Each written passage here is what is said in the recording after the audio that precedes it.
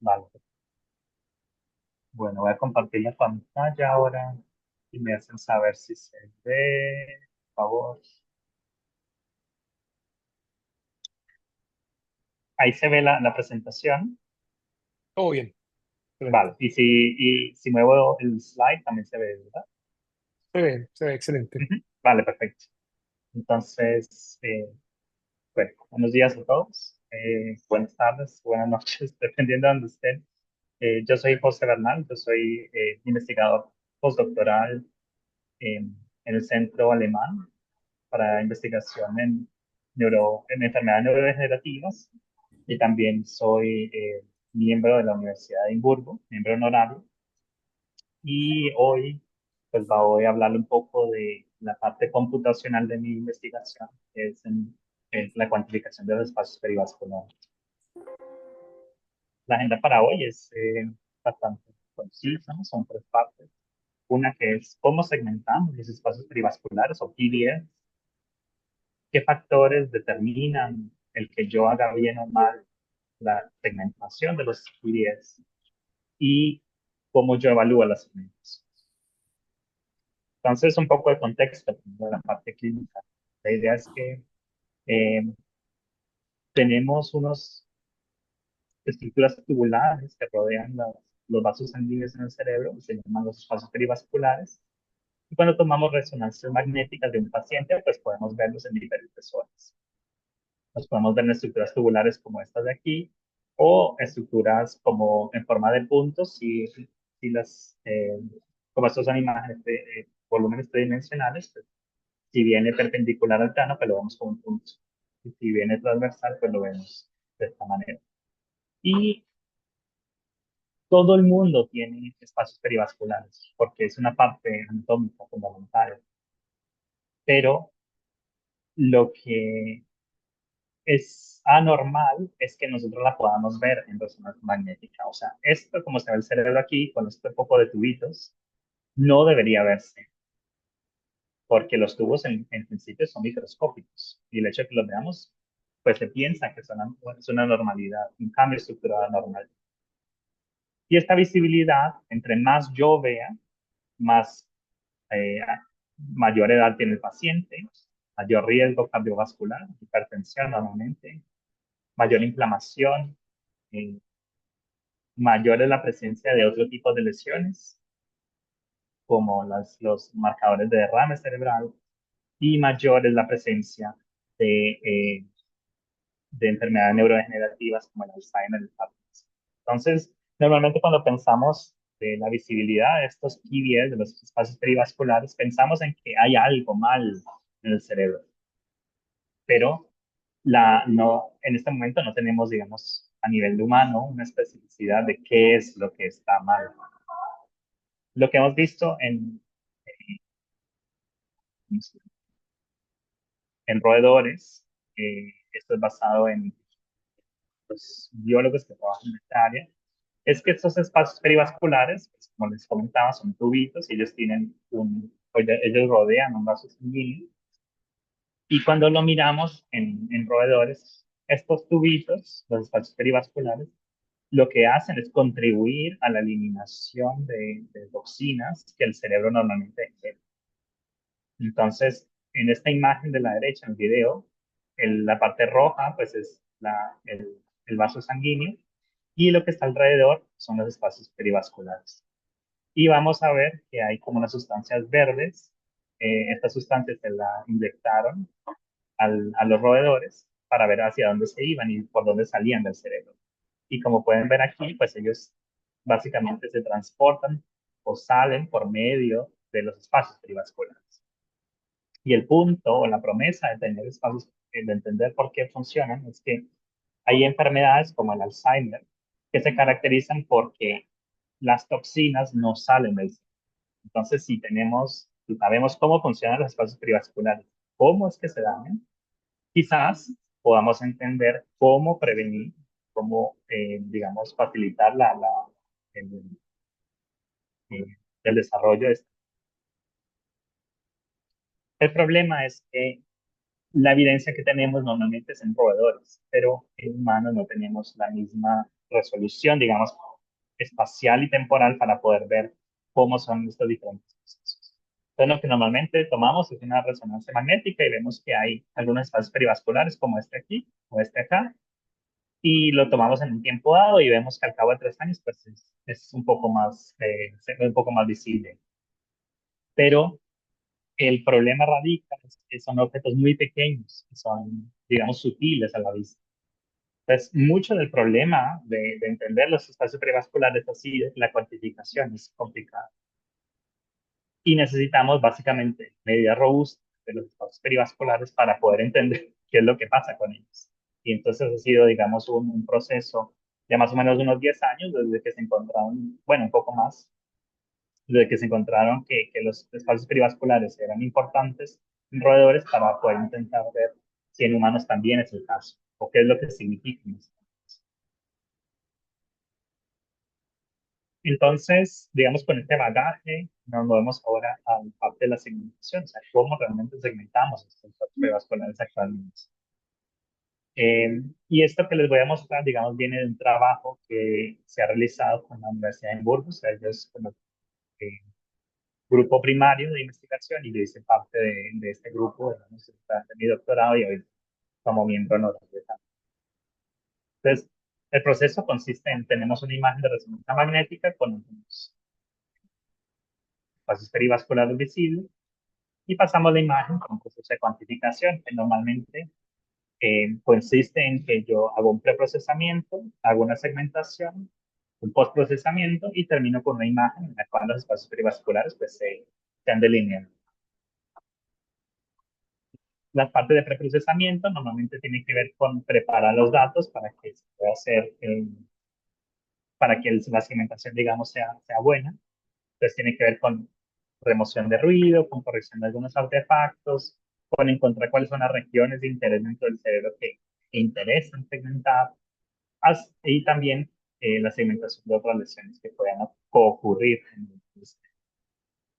La parte de postprocesamiento tiene que ver más es con cómo yo reduzco el número de falsos positivos que tengo en la segmentación. ¿Por qué? Porque son objetos muy pequeños y lo que normalmente ocurre es que voy a tener segmentaciones con errores. Entonces, tengo que disminuirlo. Entonces, momentos que usamos análisis de componente conectado y miramos ciertas características para determinar si estamos hablando de un espacio perivascular o no.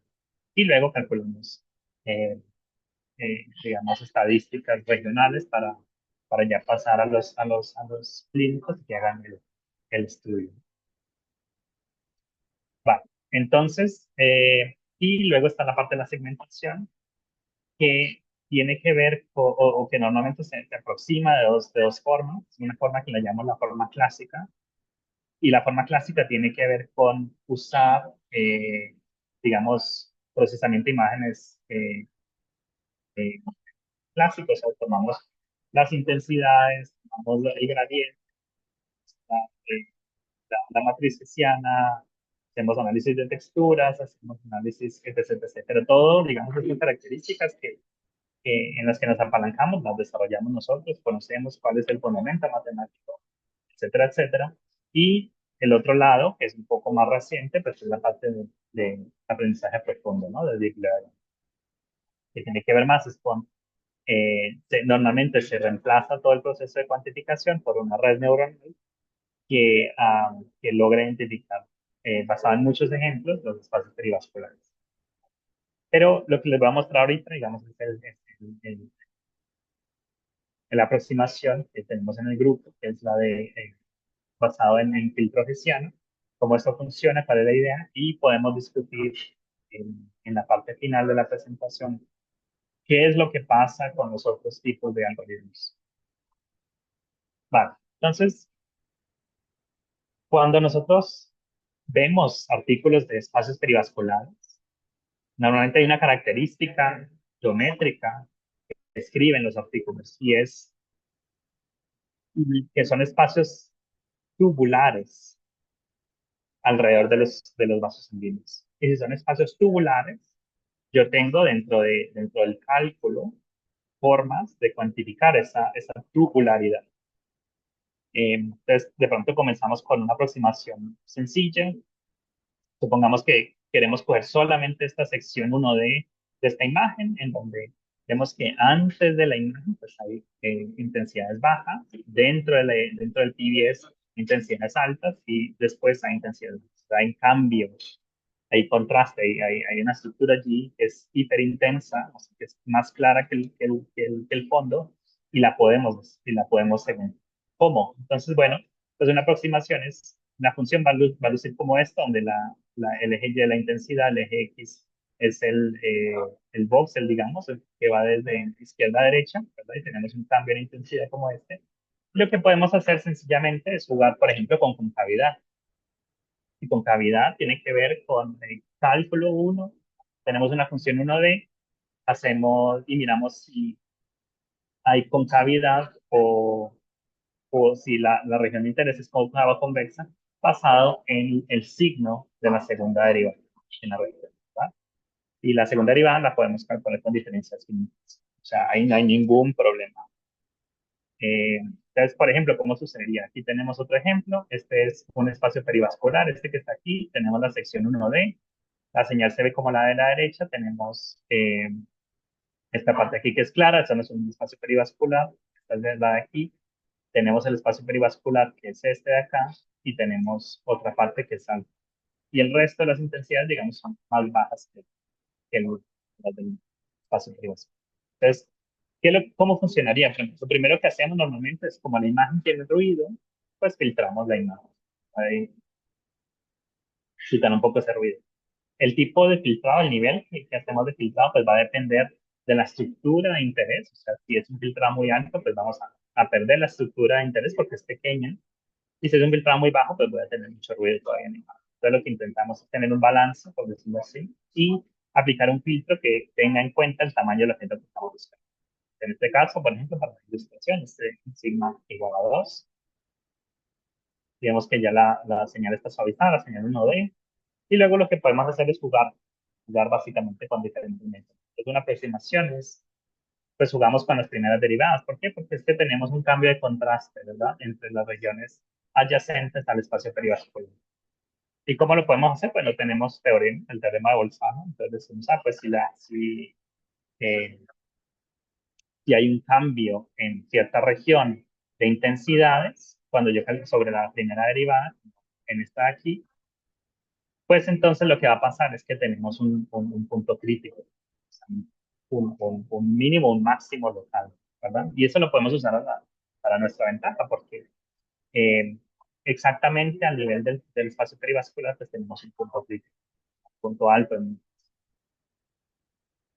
Y si hiciéramos esa aproximación, se basada en el teorema de Bolzano, primera derivada, pues encontraríamos que si lo hacemos un procesamiento 1D, tendríamos una respuesta como esta, en donde si recuerdan, aquí estaba el espacio perivascular de interés, aquí otro y aquí a otro, entonces más o menos está haciendo el trabajo, pero pueden ver que, por supuesto, como es 1D, no va a ser óptimo, pero también hay ciertas estructuras en el fondo que nada tienen que ver con un espacio perivascular, pero que se resaltan.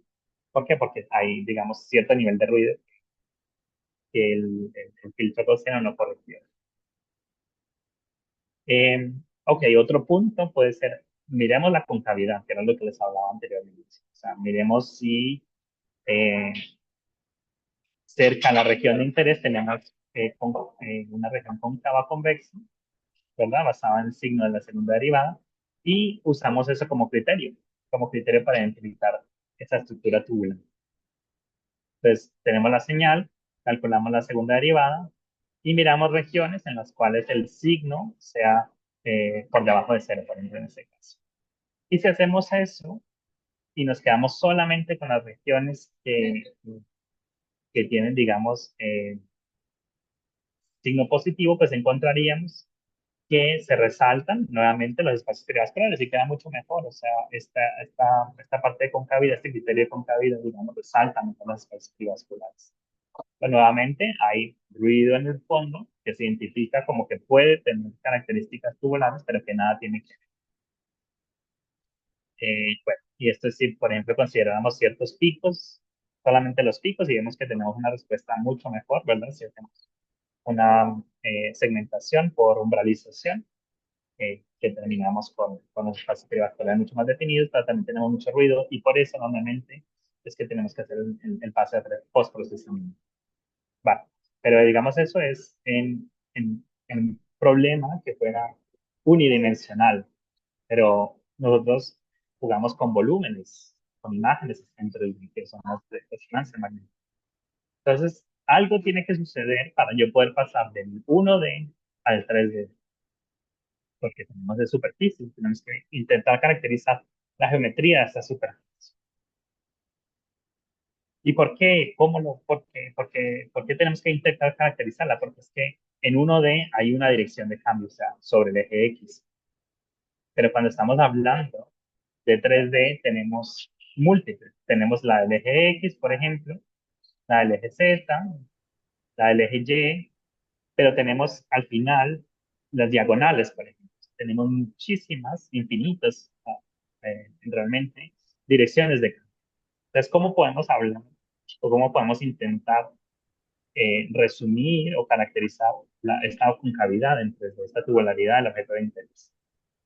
Entonces, lo que uno puede hacer es básicamente intentar ver lo que llamamos las principales direcciones de cambio. O sea, direcciones en las cuales me describan de alguna forma, bajo ciertos criterios, la estructura, pero que sean pocas para yo poder entender, para yo poder tener sentido del proceso, ¿verdad? Y si, por ejemplo, estas direcciones que podría, o me gustaría, por ejemplo, que me describieran que hay un máximo en que la estructura más o menos eh, es, eh, es tubular o es plana o es elipsoidal para poder caracterizar.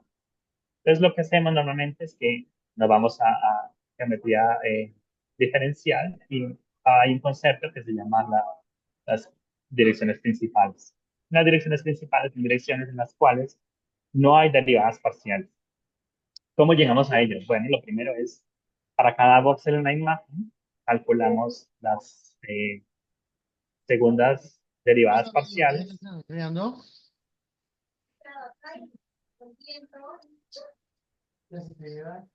las segundas derivadas parciales, y lo que hacemos es armar nuestra matriz hessiana. A partir de ahí, lo que hacemos es descomposición en valores y vectores propios.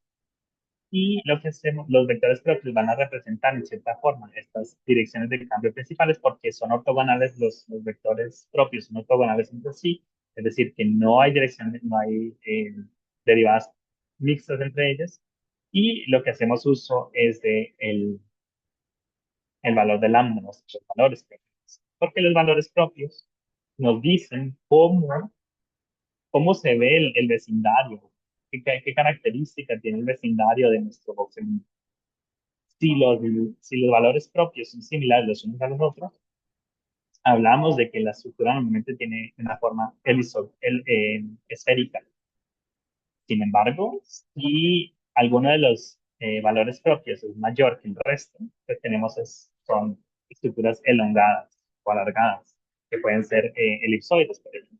Y lo que hacemos es precisamente intentar buscar formas elipsoidales, o sea que podemos usar esta descripción, digamos, en valores propios para segmentar los espacios perivasculares que nos interesan.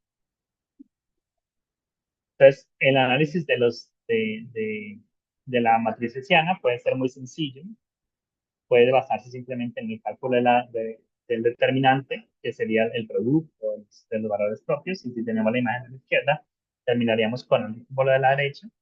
Vemos que los espacios perivasculares se segmentan, o sea, se marcan mucho mejor, pero que sigue habiendo un poco de ruido en el fondo. O sea, es una solución, pero no es la última. Entonces, Frangi, hace mucho tiempo, en el 98, lo que propuso es, ok, vamos a intentar poner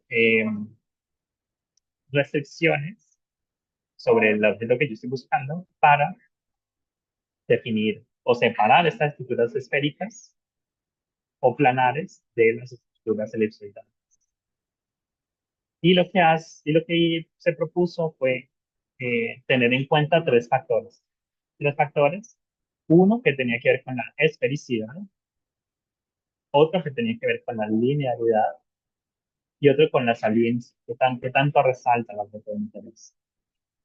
Y para tener en cuenta los tres, eh, digamos, los tres parámetros de interés, lo que se hizo fue armar una función que se llama la función de tubularidad o Besselman, se dice en inglés también, que considera estos parámetros. Y lo que hacemos es que para cada uno de los términos tenemos parámetros que podemos ajustar que determinan la sensibilidad del filtro a cada uno de estos parámetros. Otra cosa que yo pueda moderar, digamos, el tipo de estructuras que estoy buscando, si son más esféricas, si son más redondeadas, si son más lineales o no, si estoy buscando con alto contraste o no.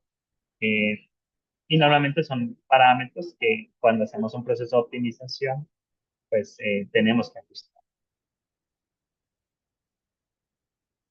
Entonces, al final, con el filtro de Frangi, lo que hacemos es que,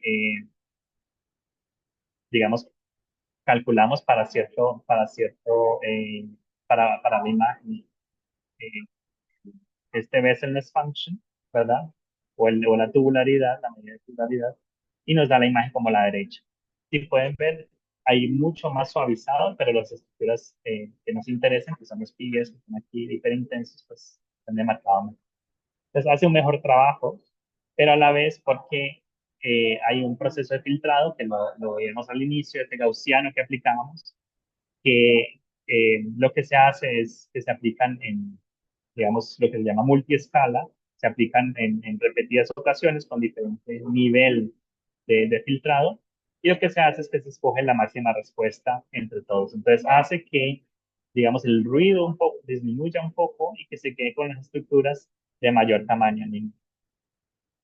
Eso hace que la respuesta sea un poco más fina comparada con las aproximaciones anteriores, basados en el teorema de Bolzano inicialmente, en la concavidad y en el determinante de la matrización.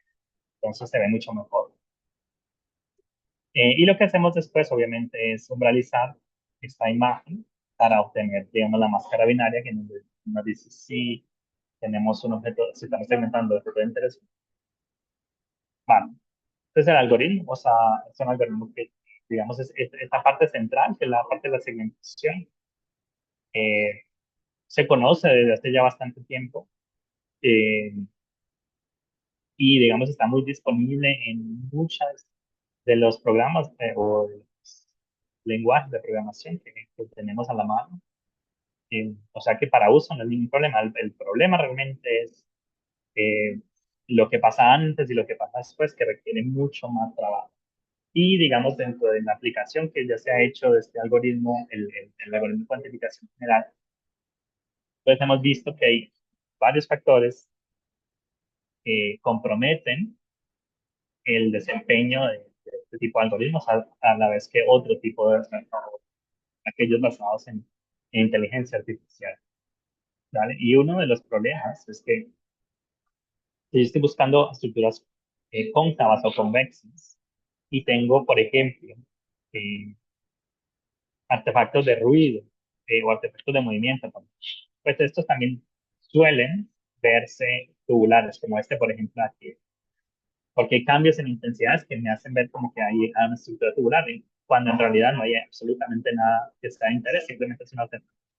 Entonces es un problema que el filtro de Frangi, por ejemplo, por sí solo no va a corregir y normalmente las formas de postprocesamiento que tenemos, pues es muy complicado y lo que normalmente tenemos que hacer para estos casos es ser mucho más estrictos con que nosotros encontramos que son estas de esporádica y que no. Pero pues puede ser un poco más inteligente el proceso, ¿no? Porque pues lo que podemos hacer es intentar ver cómo ajustar los parámetros dependiendo la calidad de la imagen. También hay otro tipo de artefactos que se llaman artefactos de se ven como estas ondulaciones, se llaman los artefactos de Gibbs, y se ven como ondulaciones porque al final, cuando hacemos resonancia magnética, nosotros tenemos un proceso de discretización de la señal continua. Y en ese proceso de discretización, pues representamos con términos finitos eh, una función Y al hacer eso, pues perdemos cierta información. Normalmente perdemos las que llamamos las frecuencias altas y esto desencadena en que en zonas de alto contraste pues tengamos artefactos de Gibbs. Y si estamos nuevamente buscando estructuras tubulares, pues esto parece un tubo. Digamos, para nosotros es obvio que es un artefacto, pero para el computador no, entonces se complica. ¿Cómo separamos lo real de los artefactos? Es un problema grave. Y sobre todo porque el filtro Frangis suele ser muy bueno en detectar todo aquello que se vea tubular, pero al mismo tiempo, pues hace que detecte mucho más de lo que a nosotros nos interesa. Otro problema muy grande es la presencia de otras lesiones. O sea, nosotros, digamos, estamos interesados en este proyecto en espacios perivasculares, pero es que también hay otras lesiones que ocurren, sobre todo cuando hablamos de pacientes de mayor edad. Por ejemplo, tenemos esta mancha blanca aquí, esta mancha blanca se llama la hiperintensidad de la materia blanca, y lo que pasa con ella es que ocurre con nuestras perivasculares, lo vemos aquí atravesado, y podemos ver, pues simplemente la segmentación es complicada porque como ocurre, normalmente lo que se hace es que se identifica parte de la lesión y parte del espacio periodo. Entonces, siempre de alguna forma tenemos que excluir otras lesiones de antemano para poder hacer la cuantificación. Es problemático porque para ninguna de estas lesiones tenemos una solución que sea perfecta. Que siempre va a haber errores. Y eso significa que si la segmentación de estas manchitas no es buena, pues entonces la segmentación de los tibias tampoco, porque una depende de la otra. Y normalmente tenemos lo que llamamos un procesamiento de pasos. Primero segmentamos las intensidades de la materia blanca, estas manchas blancas, segmentamos los espacios perivasculares y luego hacemos una exclusión de los perivasculares de estas regiones que implicamos que pueden hacer. Entonces es complicado, no hay una solución perfecta hasta el momento y sigue siendo un área de trabajo. Pero digamos, hay algo que podemos, en lo que podemos ayudarnos, es que dependiendo del tipo de imagen que nosotros tengamos a la mano, pues podemos diferenciar estructuras del audio. Entonces, por ejemplo, si tenemos una imagen de T1, normalmente los espacios perivasculares se ven oscuritos, y si tenemos una imagen de FLAIR, los espacios perivasculares se ven oscuros. Pero las lesiones de la materia blanca que le mostraba ahorita, pues se ven aquí grises y acá blancas. O sea, la intensidad cambia. Entonces yo puedo utilizar esta información de múltiples modalidades para tener una mejor segmentación de los espacios perivasculares. Y eso es exactamente lo que hacemos. O sea, al final es armar un consenso de varias modalidades para tener una mejor respuesta. La ventaja de tener múltiples modalidades para hacer la segmentación es que, bueno, la uno es que podemos diferenciar los espacios perivasculares de las lesiones de la materia blanca, pero es que al mismo tiempo nos quitamos algunos artefactos, porque los artefactos de movimiento, los artefactos de Gibbs, no aparecen de la misma forma en dos modalidades diferentes. ¿Por qué? Porque son, o sea, la forma en la que afectan la imagen es particular, es sola para la imagen. Entonces, quitamos un poco, le damos robustez a la aproximación y, y quitamos los falsos positivos que nos comprometen, digamos, en la análisis. Pues tiene muchas ventajas. El problema, por supuesto, es que no siempre vamos a tener múltiples, digamos, tipos de imágenes para hacer este tipo de análisis. Pues ahí es cuando comenzamos el problema. Entonces, la pregunta es, ¿yo qué hago si no las tengo? Pues tengo que crear algoritmos que son mucho más robustos. Eh, Entonces, básicamente lo que les comentaba es que tenemos que, de alguna forma, ajustar los parámetros o tener una forma de ajustar a la calidad de la imagen. Entonces, uno de los retos era ver si este año, si con lo que tenemos, digamos, hasta este año, podemos tener algoritmos mucho más robustos. Entonces, en la competencia cual estuve organizador este año, en MICAI, se creó un- una competencia en la cual se pedía segmentar a diferentes participantes espacios perivasculares en imágenes que venían de diferentes sitios, de Singapur, de Edimburgo, de Alemania, y ver si los algoritmos de deep learning, de aprendizaje profundo, con suficientes imágenes podían aprender la tarea, que digamos que sería la ventaja, porque el aprendizaje profundo tiene la ventaja de que puede aprender a diferenciar los artefactos de lo que sería el PDF de interés. Pero podemos ver en el desempeño, digamos, de los diferentes equipos, que en términos de las diferentes métricas que se utilizaron, pues, tenemos un desempeño subóptimo. O sea, no hay todavía un algoritmo que sea capaz de segmentar los espacios perivasculares eficientemente para cualquier tipo de imagen. Y normalmente así hayan datos, así tengamos el estado de la mano. Entonces hay mucho trabajo que tenemos que hacer todavía para poder, digamos, tener buena segmentación, buena cuantificación de los espacios perivasculares. Ok, y ahorita movamos un poquito a cómo evaluamos la segmentación. Eh, Supongamos que tenemos un algoritmo y queremos evaluarlo. ¿Qué hago? Bueno, una forma es, le pregunto, digamos, al radiólogo, ¿no? En algunos casos, y yo creo mi propio ground truth. Bueno, esa puede ser una aproximación, pero normalmente una tarea tediosa. Y lo que puede hacer uno es utilizar, digamos, ground truths que ya están disponibles o que uno puede hacer, digamos, al aceptar un dato de confidencialidad. Hay dos eh, benchmark internacionales en el momento. Hay uno que se creó en el 2021, que se llama el Valdo Challenge, también por MICA Challenge. Y tenemos el nuevo ahorita, que es el de la segmentación de TBS, que tuvo lugar este año. Entonces, aquí uno, digamos, podría tener una idea de, en imágenes reales, cómo funcionan los filtros o cómo funcionan los algoritmos.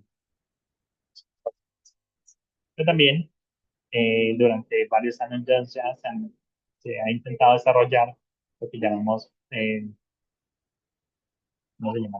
Como objetos de referencia digitales, como estos, que son tubos de diferentes tamaños, con los cuales nosotros podemos evaluar qué tan sensible, qué tanto yo puedo detectar de las estructuras. Estos son, eh, digamos, son estructuras que estaban a nivel físico, que se escanearon con, en Países Bajos y que están disponibles, digamos, para uno poder usar y probar los algoritmos de segmentación de estructuras tubulares, en este caso, en espacios privados. Y también se creó, o yo creo, una de estas aproximaciones en las cuales lo que hago es generar casos que parecen reales, digamos que están basados en atlases de personas reales, y podemos sintetizar, digamos, imágenes, en las cuales podemos probar la segmentación. Lo bueno es que como podemos sintetizar, pues yo puedo crear cualquier distorsión que yo quiera basada en modelos físicos, segmentar y ver qué tanta deviación hay con respecto a lo que yo esperaba.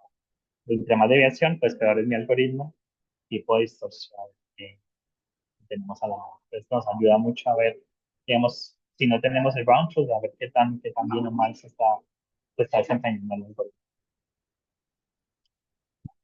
Entonces, como para terminar un poco ahora, nosotros podemos segmentar en este momento espacios perivasculares que podemos hacer, digamos, basados en machine learning, en aprendizaje profundo, lo podemos hacer también basados en teoría de cálculo, geometría diferencial. Y normalmente lo que más se usa es usar las derivadas, el gradiente, segundas derivadas para hacer la segmentación. Y hay muchas implementaciones, digamos, de esa parte central, ¿no? O sea, de cómo se opera la matriciana y cómo se hace el cálculo para imágenes. El punto es, sí, o sea, hay muchas técnicas para hacerlo, pero el punto es que no todo es simplemente las segmentaciones. Hay un proceso de preprocesamiento que es esencial, un proceso de postprocesamiento que también lo es. Entonces, ese tiene que tener mucho más trabajo. Normalmente ahí es donde está el problema, o donde está el mayor trabajo. Vimos un poco, les mostré un poco que la calidad de la imagen determina qué tan bueno es o no la segmentación. Entonces, lo que se piensa es que seguramente hay que implementar modelos de calidad de imagen que midan la calidad de la imagen y que ajusten automáticamente, que puedan ajustar los parámetros para que yo no tenga tantos falsos positivos en caso de que la imagen sea de mala calidad. ¿Por qué? Porque el problema es que si la imagen es de baja calidad, pues lo que voy a tener que hacer, si hay muchos falsos positivos, es eliminarla, sacarla del análisis. Y pacientes que, por ejemplo, tienen artefactos de movimiento, pueden ser pacientes que tienen condiciones en las que estoy interesado. O sea, excluirlos simplemente me va a sesgar mi análisis. Entonces, eh, puede ser que esa sea una opción o tener algoritmos más robustos.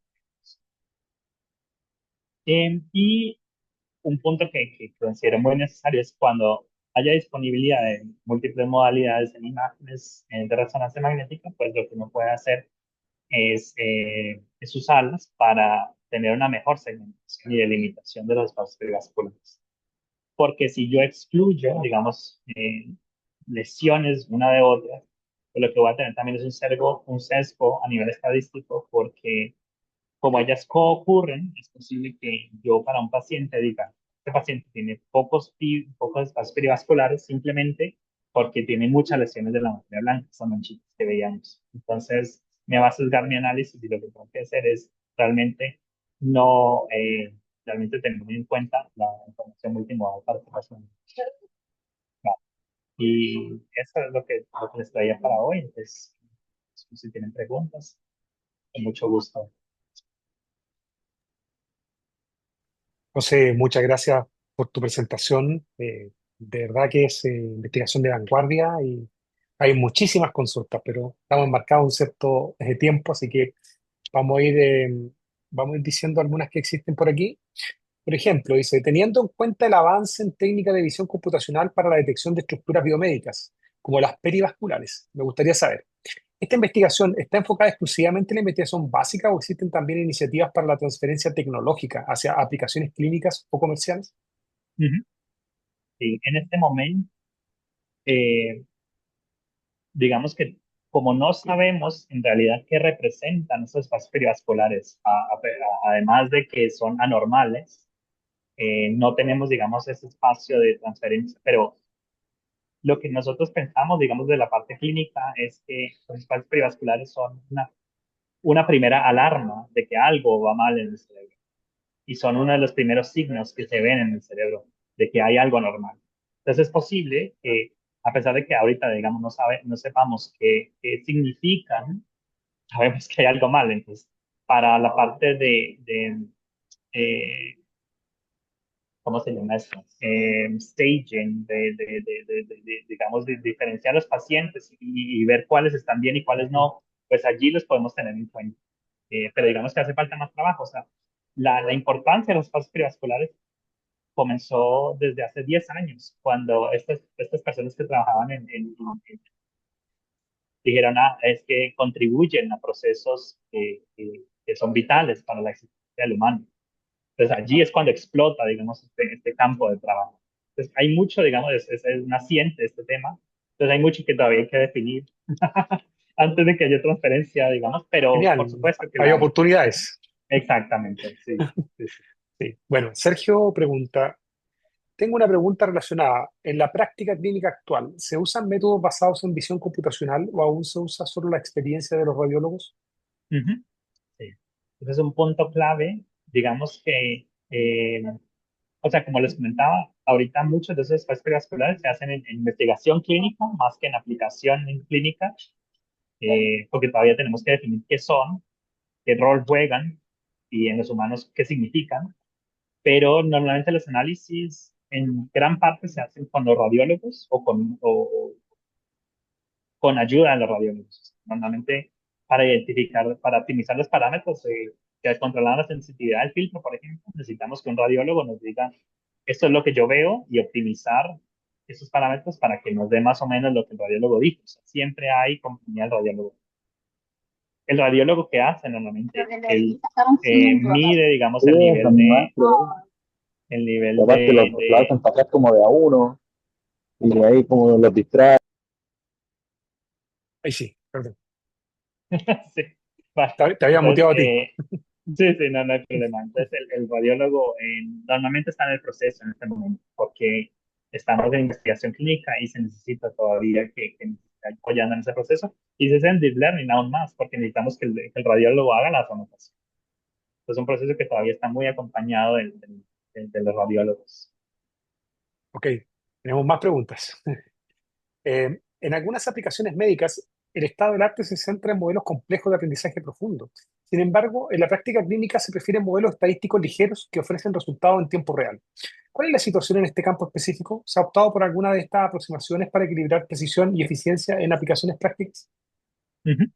Sí, este es un punto clave. O sea, yo les comentaba que, digamos, la mayoría de los trabajos ahorita usan técnicas clásicas porque nosotros entendemos cómo funciona, ¿verdad? O sea, es segundas derivadas, es análisis de la matriz hessiana, valores propios, vectores propios, eso lo sabemos. Tenemos perfecto entendimiento de cómo funciona. El problema es que no tenemos tanta robustez. En deep learning o en aprendizaje profundo tenemos que tener muchos casos y siempre y cuando haya heterogeneidad en la calidad de las imágenes, pues tenemos la robustez, o sea, ganamos, pero necesitamos muchos casos. ¿Y de dónde los sacamos? Entonces es problemático porque tenemos, o sea, para ambos lados, digamos, tenemos dificultades. Se usan, el problema es que con inteligencia artificial normalmente hay procesos de memorización, o sea, él aprende, pero digamos aprende con el tipo de imágenes con que fue entrenado. Y cuando probamos con imágenes diferentes, pues simplemente deja de funcionar. En cambio, con los filtros tradicionales, siempre vamos a tener una respuesta. El problema es que vamos a tener que ajustar los parámetros, digamos esos tres, cuatro parámetros para que nos den la mejor respuesta. Entonces, se usan, pero digamos no hay un algoritmo que uno diga, este es el que funciona perfectamente. Y como es de segmentación, digamos, no hay tanta preocupación en la parte de interpretabilidad que tiene el problema del deep learning, sino más es en que realmente funcione, o sea, que haga la tarea. Y por ninguno de los, o sea, hacen la tarea, sí, pero con ciertas, digamos, desventajas en ambos lados. Ok, interesante. Dado que en este caso no se dispone de una función analítica y se trabaja con una serie de píxeles en tres dimensiones, ¿cómo se construye la matriz hessiana? ¿Qué métodos se emplean para aproximarla en un contexto discreto como este? Ujú. Sí, en este caso lo que se hace es que para cada voxel se calculan las segundas derivadas parciales y lo que hacemos es aproximación por diferencias finitas. O sea, miramos, digamos, cuáles son los cambios en intensidad en la región de interés y con diferencias finitas aproximamos las segundas derivadas parciales en las diferentes direcciones y construimos nuestra matriz, pero es diferencias finitas, o sea, métodos numéricos. Ujú. Jimena dice lo siguiente: buenos días, saludos desde Arequipa, Perú. Quisiera consultarte sobre qué técnicas estás usando para procesar y analizar estas imágenes. Me parece que mencionaste redes neuronales. Me gustaría también que nos comentes los desafíos que tuviste en todo este proceso de discretización y pruebas de tus modelos, con estos datos de espacios perivasculares. Ujú. Vale, sí, o sea, digamos, la aproximación que les presenté es más basada en análisis de la matriz hessiana. También hay análisis con Deep Learning, sobre todo en esta parte de la competencia del ICAE. Eh, los retos normalmente tienen que ver es con calidad de la imagen. O sea, nosotros sabemos que si las imágenes son perfectas, que nunca es el caso, el algoritmo funciona. Pero es que la calidad de la imagen en muchos casos es subóptima. O sea, tenemos que, o sea, el algoritmo de segmentación en sí no es lo único que necesitamos. Necesitamos un buen proceso de preprocesamiento, remoción de ruido, remoción de artefactos, delimitación de las regiones de interés, como también un postprocesamiento para poder definir cuáles son realmente las estructuras que nos interesan. Eh, y al ajustar esto, digamos, a todo tipo de imágenes es complicado. Entonces, ahorita estamos en un proyecto mundial, bueno, mundial, entre comillas, es más para el cono sur por ahora, en el cual se intenta eh, analizar o utilizar estos algoritmos en más de 60.000 imágenes. Entonces, vemos que en tal aproximación, pues vamos a tener implicaciones, las veremos bien. Entonces el problema es cómo hacemos que el algoritmo sea mucho más robusto para yo poder analizar tantas imágenes y poder hacer sentido, digamos, de este proceso. Ahora es más, digamos, cada quien hace o sea, cada grupo, digamos, que participa, hace la depuración de las imágenes, hace el control, el parámetro. Pero si lo tenemos que hacer para 60.000 imágenes, es que es subóptimo. O sea, tenemos que encontrar algoritmos más robustos que nos permitan hacer la tarea de manera efectiva. Eh, entonces, bueno, pero vamos haciendo la investigación. Sergio. Ok, gracias José por tu presentación, súper interesante. Pensaba un poquito en mi experiencia personal, nomás de tener resonancias magnéticas y decir, bueno, ¿qué es lo que está pasando ahí detrás de la máquina?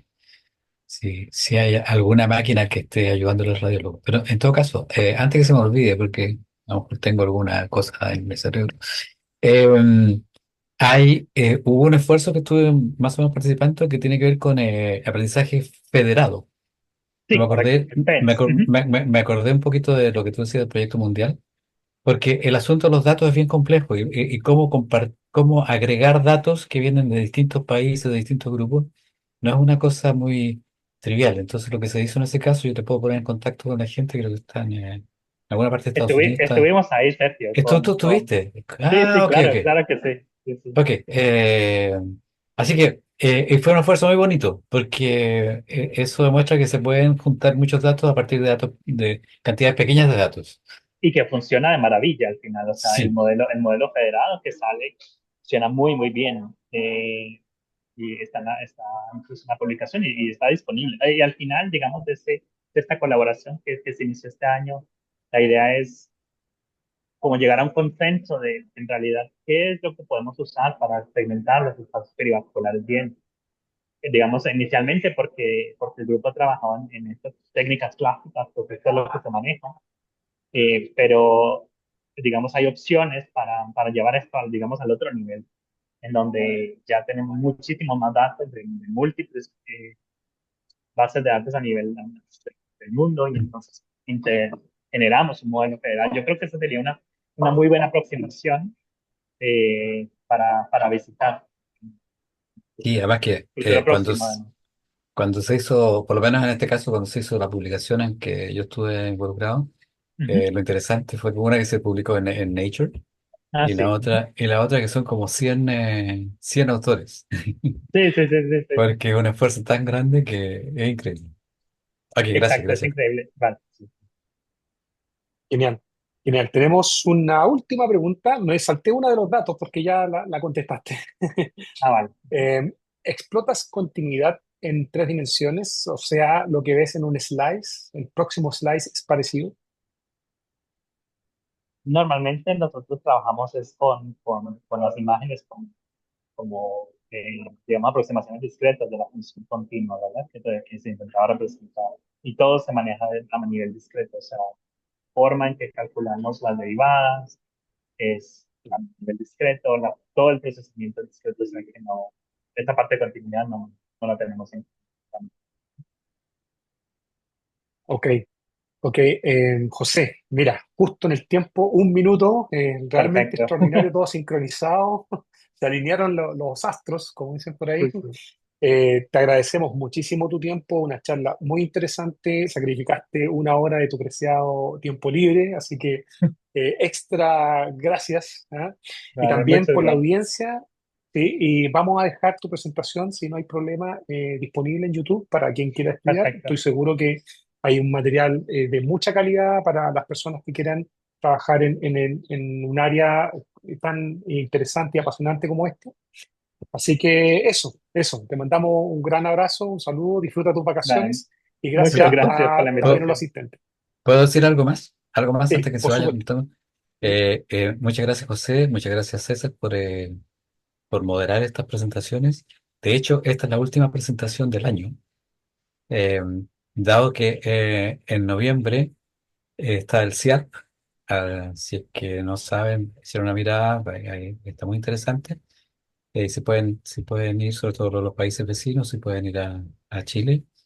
Eh, y en diciembre ya vienen las Navidades y como siendo esto organizado por la Asociación Chilena, está alineada al año académico chileno que empieza en marzo. Así que la próxima charla probablemente sea en marzo, de marzo a noviembre, o sí, más o menos, eso, de marzo a noviembre. Así que estaríamos buscando más voluntarios para que presenten su trabajo y a través de este trabajo se identifiquen cosas interesantes, a lo mejor networking, a lo mejor colaboraciones, etcétera, etcétera. Así que muchas gracias por todo el trabajo del año.